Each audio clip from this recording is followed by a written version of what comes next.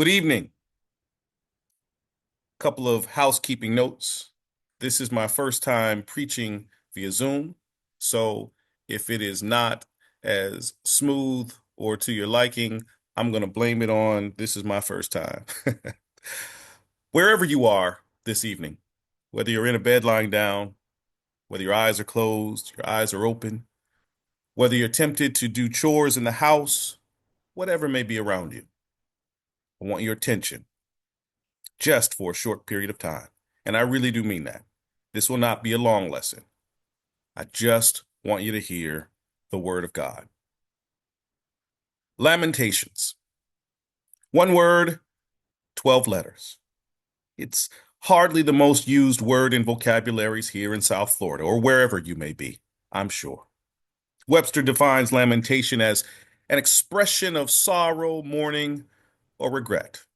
You see, those are conditions that we know. One of them may live with you now or seem to follow you like a shadow, always attached. Perhaps it is a deep mental pain, distress, sadness because you lost something or someone you love. Perhaps it is bitter disappointment over misfortune, something you had no control over. I want you to know tonight something that I heard my dad say earlier this year. You see, I love stories. And he told a story about a boy. This boy lived with a hardworking mother. She worked hard every day, the only provider for their home at this stage. See, despite all that hard work, though, hard times moved in. On one occasion before school, this boy found a note on the table.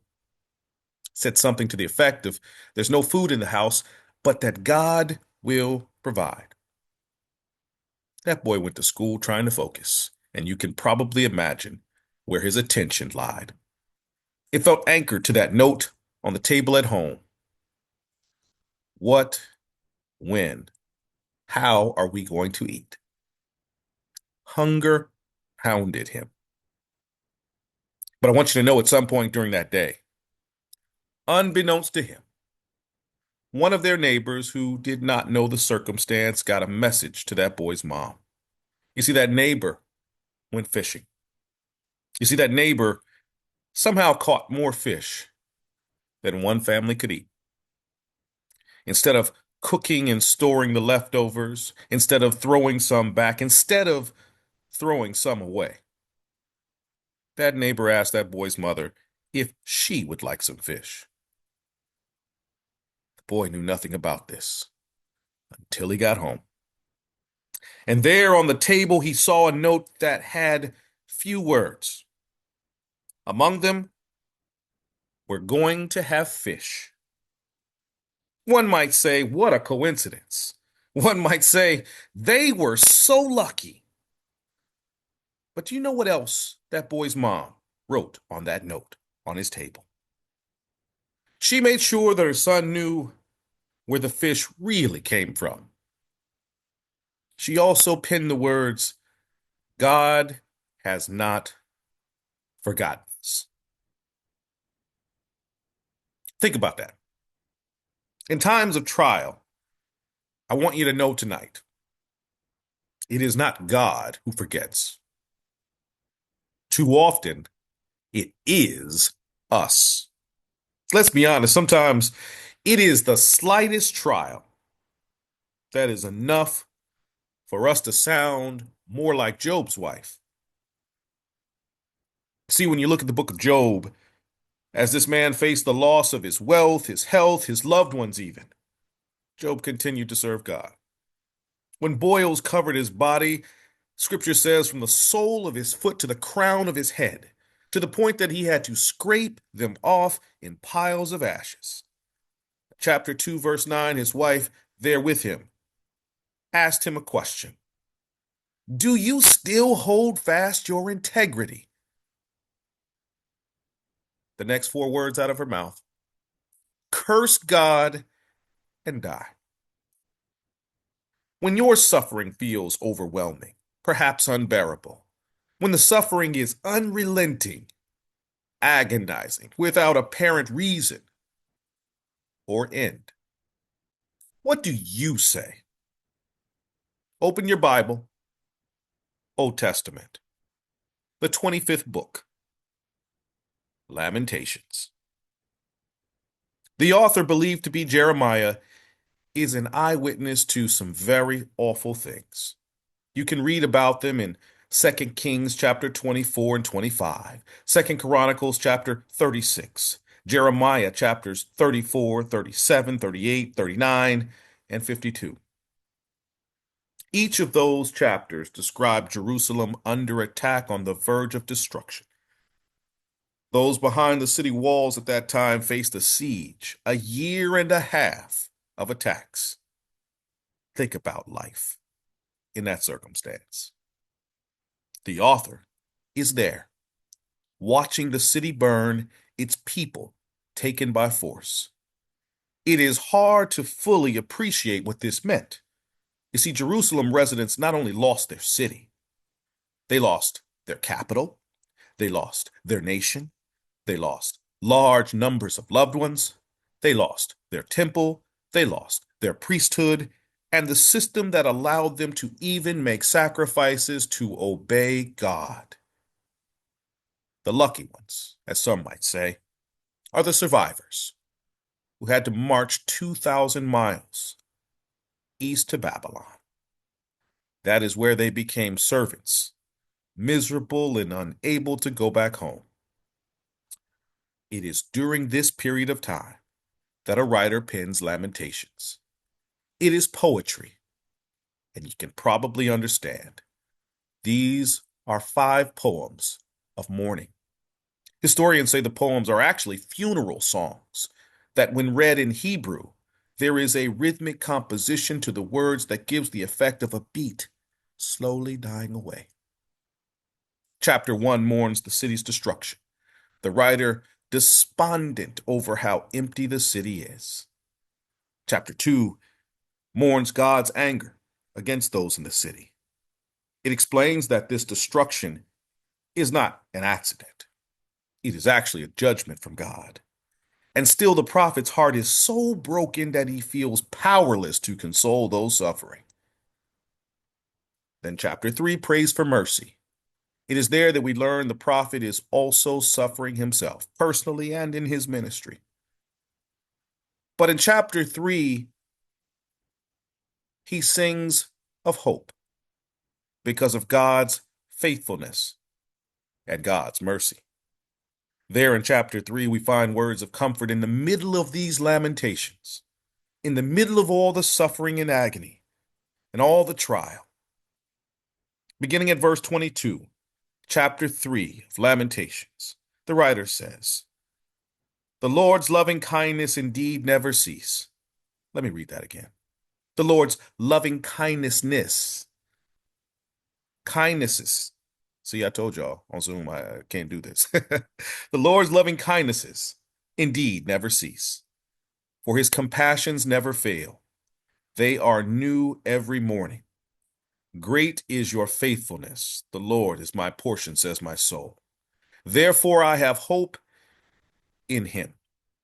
The Lord is good to those who wait for him, to the person who seeks him.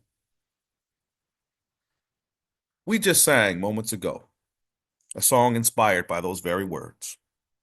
The steadfast love of the Lord never ceases. His mercies never come to an end. They are new every morning. Great is thy faithfulness. The Lord is my portion, says my soul. Therefore I will hope in him. I hope you truly listen to the words as you sang them. Given that we are to worship in spirit and in truth, that is the commandment. But when you listen to those words, does it stir your soul? Does it remind you of God's faithfulness, of his promises, of the power in each of his words? The truth of Lamentations 3:22 through 25 continues in the New Testament. Paul reminds Christians often, look at the beginning of Galatians, look at the beginning of Ephesians, the beginning of Philippians, the beginning of Colossians, 1st and 2nd Thessalonians, 1st and 2nd Corinthians, 1st and 2nd Timothy, Titus. They begin with some form of the words grace, peace, and mercy to you. To the Christians that Paul wrote, he made sure that they were reminded of God's grace, of God's peace, of God's mercy that continues to be available to his people. And he prayed that that grace, that peace, that mercy be upon God's people. Perhaps there's a lesson there about our prayer. That when we pray for a brother or sister, that we not just pray for their healing, for the restoration of their soul, but that we pray that God's grace, that his peace, and that his mercy is upon them. I direct your attention to 1 Corinthians, the first chapter. Paul, writing to Christians in the city of Corinth, he talked about God's grace there in chapter 1. He says that God's grace came to them in Christ. We'll come back to that phrase, in Christ. And that grace enriched them. There in verse 9, he reminds that God is faithful, through whom you were called into fellowship with his Son, Jesus Christ our Lord. Even those Christians, though, struggled with this concept. Chapter 10, verse 13, Paul reminds them that there is no temptation that is overtaking you except what is common to mankind. It's true. It may feel unique. You may feel alone. You may feel isolated. It is common to mankind. Those in Christ are rich beyond measure. God has said he will provide for our needs on earth. Matthew 6:33, but seek first his kingdom and his righteousness, and all these things will be added unto you.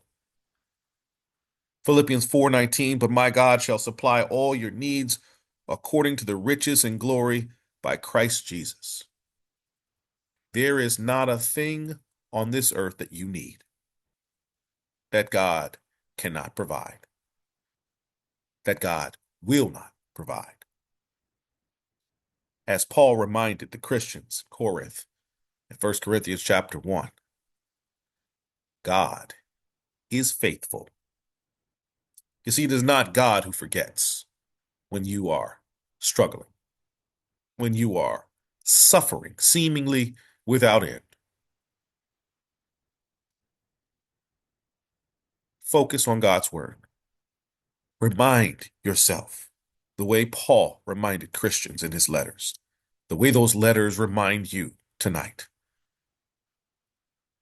God has grace, peace, and tremendous mercy for those that are in Christ. Which brings us to the conclusion. Are you in Christ? Because the blessings all lie there.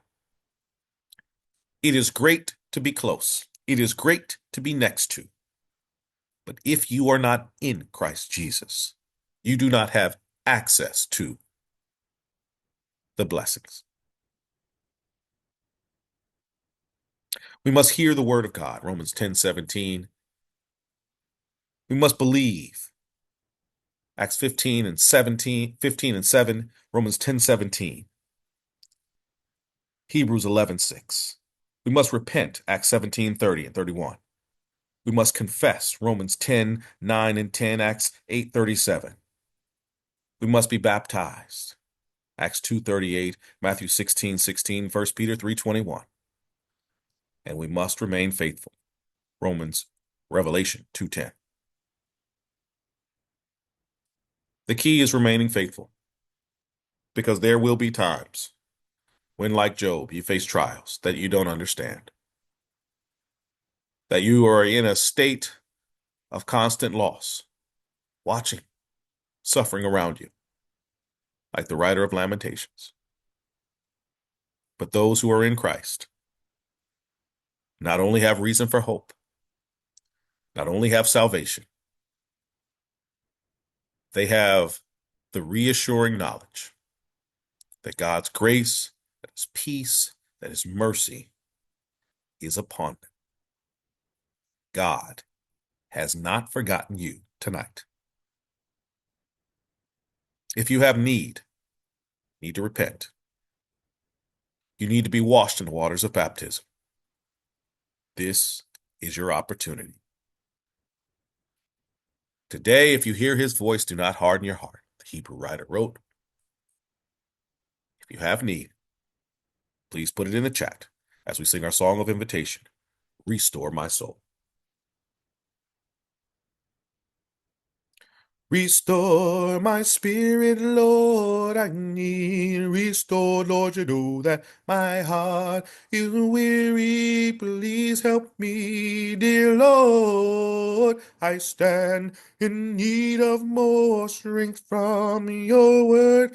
Renew my love, rebuild my faith, oh, restore my soul, will and revive the fire, Lord, deep in my soul. Won't you please, Lord, stir my desire to work in your fold.